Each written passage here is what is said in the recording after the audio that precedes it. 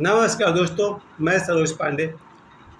विभीषण गद्दार थे या नहीं थे, आज हम लोग उस पर बात करेंगे। क्योंकि ओशो ने तो बहुत साफ साफ कह दिया कि राजा राम जीते गद्दार विभीषण के वजह से। उनका एक 9 मिनट का वीडियो मैं बहुत बार देख चुका हूँ, 10-20 साल से देख रहा हूँ। ओशो ने तो बहुत खुलकर कह दिया कि विभीषण गद्दार थे और राम के जीत में गद्दार विभीषण का बहुत बड़ा हाथ है। लेकिन मैं पहली बार ओशो के खिलाफ कुछ बोलने की हिम्मत कर रहा हूँ, अपने ही गुरु के खिलाफ बोलने की हिम्मत कर रहा हूँ, क्योंकि मेरे मन में कुछ और है। कल मेरा एक और दोस्त भी कह दिया कि विभीषण के गद्दारी के कारण रावण हार गया। इसके अलावा बचपन से सुनते आ रहा हूँ, घर का भेदी लंका टूटा है, यानी कि घर के भेदी के कारण ही लंका का विनाश हुआ।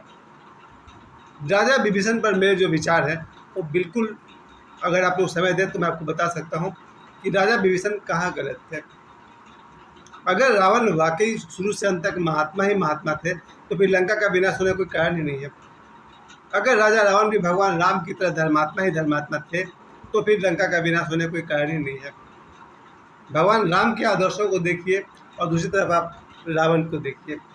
एक तरफ भगवान राम है जहाँ कहते हैं कि भरत राजा बने या फिर राम राजा बने, क्या अंतर पड़ता है। यानी भगवान राम ने भरत के लिए अपने राजगद्दी को छोड़ दिया। दूसरी तरफ रावण है जिसने अपने ही भाई कुबेर को बंदी बना लिया। अंतर आपको दिख रहा है। एक तरफ भगवान राम है जो अपने भाइयों को लक्ष्मण भरत शत्रुघ्न को अपने पुत्र के समान स्नेह करते हैं। दूसरी तरफ रावण है जो विभीषण को जहाँ जगह लात भी मारा उसने बाद में, या फिर और भी कुंभकर्ण वगैरह के साथ जो भी उनका रहा है इक्वेशन। अगर आपको लगता है कि भगवान राम और रावण इन दोनों के आदर्शों में कोई समानता है या विपरीतता है तो आप समझ पाएंगे विभीषण कितने गलत थे, कितने सही थे।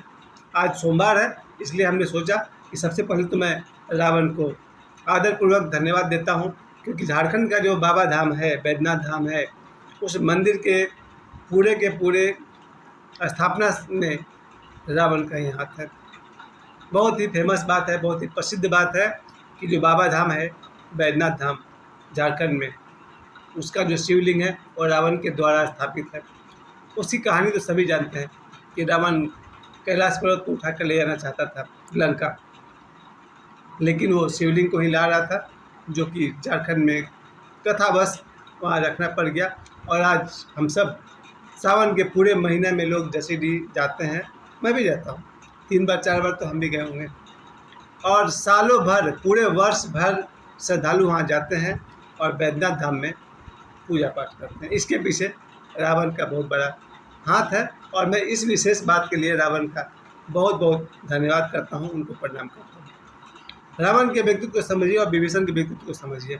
एक तरफ रावण है जो शिव भक्त हैं, दूसरी तरफ विभीषण है जो भगवान राम के भक्त हैं।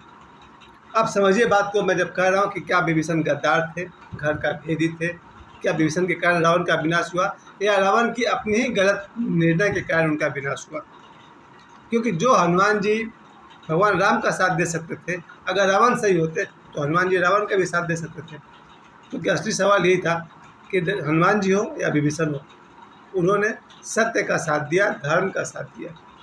रावण का विनाश का मेरे नज़र में सबसे बड़ा जो मूल कारण है वो है उनका गलत डिसीजन, न कि विभीषण का सपोर्ट कर देना और विभीषण गद्दार थे इसलिए रावण हार गया, राम जीत गए। नहीं, मैं अपने तरफ से आपको दोनों के बारे में बताना चाहता हूँ। एक तरफ रावण है जो भगवान शिव के इतने बड़े भक्त हैं कि अपना सिर काट कर चढ़ा देते हैं।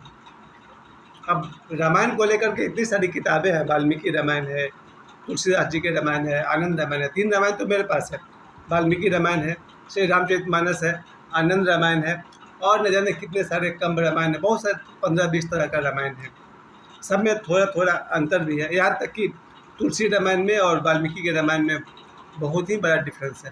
खैर, जो मूल बात है वो यही है कि विभीषण का चरित्र चित्रण को फिर से समझा जाए।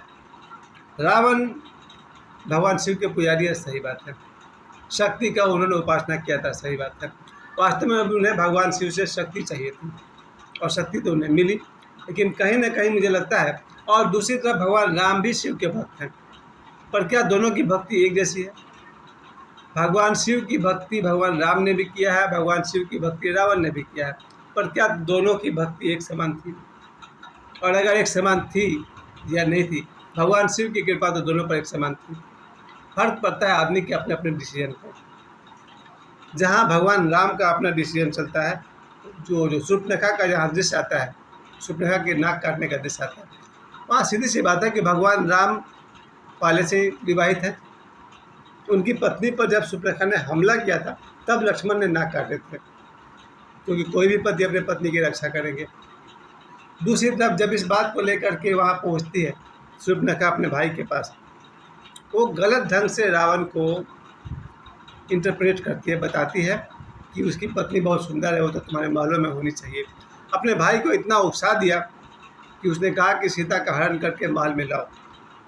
यहाँ पर मेरा निजी अपना विचार है, जिसके लिए मैं लाखों करोड़ लोग किससे कहना चाहता हूँ कि मेरा अपना निजी विचार था कि रावण को भगवान राम और लक्ष्मण से सामने सामने बैठकर बात करनी चाहिए थी या युद्ध करनी चाहिए थी और अपने बहन के अपमान का बदला लेना चाहिए था। अगर उनको लगता है कि उनके बहन का अपमान हुआ है, बहन की नाक काट दी गई है, तो उन्हें बदला लेना चाहिए था, फेस टू फेस बात करना चाहिए था, युद्ध कर लेना चाहिए था। लेकिन छल से किसी के पत्नी का हरण करना गलत है।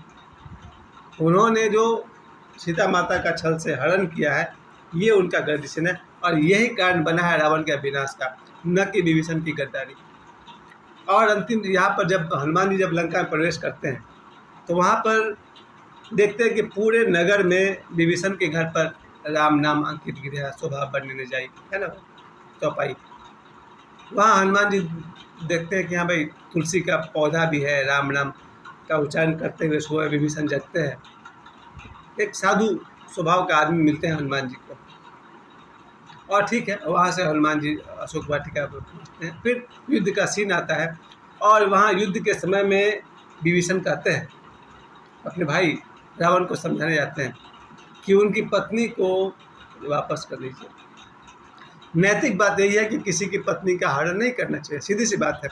भगवान राम अपनी पत्नी के सिवा पूरे जीवन काल में किसी और की पत्नी को तरफ देखे भी नहीं, और दूसरी तरफ रावण है जो भगवान राम की पत्नी को अपनी पत्नी बनाने का सपना ही नहीं देख रहे हैं बल्कि धमकी भी दे रहे हैं। अंतर समझिए, क्या भगवान राम ने जीवन भर किसी पराई स्त्री की तरफ देखा? नहीं देखा। और रावण ने पराई स्त्री का हरण ही कर लिया, तो फिर रावण का विनाश उनके डिसीजन के कारण हुआ या विभीषण ने गद्दारी के कारण? दूसरी बात, जब विभीषण रावण को समझाने जाते हैं कि पराई नारी को भाई त्याग दीजिए, उनका पत्नी को वापस कर दीजिए, नहीं तो पूरे लंका का विनाश हो जाएगा, जितने लोग हैं सब युद्ध में मारे जाएंगे, वगैरह वगैरह। और रावण कहता है भाई खाते हमारे हो और गाते राम के हो, और उसे लात मार करके विभीषण को वहाँ से निकाल देते हैं। यहाँ पर कहानी में टर्निंग ये आता है कि या तो विभीषण लंका में रह करके रावण का साथ दे, जैसे कुंभकर्ण ने साथ दिया। लेकिन आज के युग की बात करिए, 2024 की बात कीजिए, अगर किसी का भाई किसी की पत्नी का हरण करके लाए तो उस दूसरे वाले भाई का क्या कर्तव्य है? अपने भाई का साथ दे या कानून का साथ दे? यहाँ पर भगवान राम कानून की तरह है खड़े। फिर से कहूँगा, दो भाई हों, उसमें से एक भाई अगर किसी के पत्नी का हरण करके लाए और धमकी दे करके उसे अपनी पत्नी बनाना चाहे, तो ये दूसरा भाई क्या करे? अपने इस भाई का साथ दे या कानून का साथ दे, धर्म का साथ दे, आदर्श का साथ दे, नीति का साथ दे? क्या करे? आप अपने ऊपर कल्पना करिए, तब समझ पाएगा। मैं अपने ऊपर कल्पना करके देख लेता हूँ कि अगर मेरा भाई किसी के पत्नी का हरण करके लाए और धमकी देकर उसे विवाह करना चाहे, तो मेरा क्या कर्तव्य है? अपने भाई का साथ देना या कानून का साथ देना? इसके उत्तर में आप समझ जाएंगे। अभी कुछ दिन पहले की बात है, बाबा बागेश्वर के यहाँ 2-4-6 महीना हो ही गया होगा, उनके छोटे भाई को लेकर कुछ हल्की सी मारपीट हो गई थी। बाबा बागेश्वर ने अनाउंस किया कि मैं कानून के साथ हूँ, न कि उन्होंने ये कहा जाए मैं भाई के साथ हूँ। आप याद रखिए, देश पहले है, कानून पहले है, संविधान पहले है। निजी संबंध स्वार्थ से ऊपर राष्ट्र होता है, होना भी चाहिए। धर्म और राष्ट्र निजी स्वार्थ से ऊपर होता है, ऊंचा होता है उसका पालन। वही क्या विभीषण ने सत्य का साथ दिया, नीति का साथ दिया, कानून का साथ दिया, और भगवान राम का उन्होंने इस युद्ध में साथ दिया, जहाँ वो अंतिम दृश्य में कहते हैं कि नाभि में अमृत है उसको खत्म कर दीजिए। अब मैं आपसे कहता हूँ वाल्मीकि रामायण उठाइए और उसमें इस दृश्य को पढ़िए। वाल्मीकि रामायण के उस दृश्य में पहुँचिए, वहाँ पर कोई चर्चा नहीं है कि विभीषण ने राम जी से कहा कि नाभि में तीर मारो। वहाँ तलवार से रावण का वध होता है। मेरे पास वाल्मीकि रामायण है, मैं खुद पढ़ रहा हूँ। खैर, वाल्मीकि रामायण में ऐसा कुछ नहीं है कि विभीषण ने राम जी को सीक्रेट बताया था। उसमें राम रावण का युद्ध होता है और रावण का वध होता है, तलवार से होता है। अब तुलसीदास जी वाला में है कि विभीषण घर का भेदी लंका है। चलिए अब पुनर्विचार करें। मैं फिर से कहूँगा, रावण का विनाश विभीषण के कारण नहीं हुआ था, रावण के गलत निर्णय के कारण हुआ था। तो समय देने के लिए आप सभी को बहुत बहुत धन्यवाद। मैंने कहीं कुछ गलत कहा हो कृपया अपनी राय जरूर दें। जय श्री राम।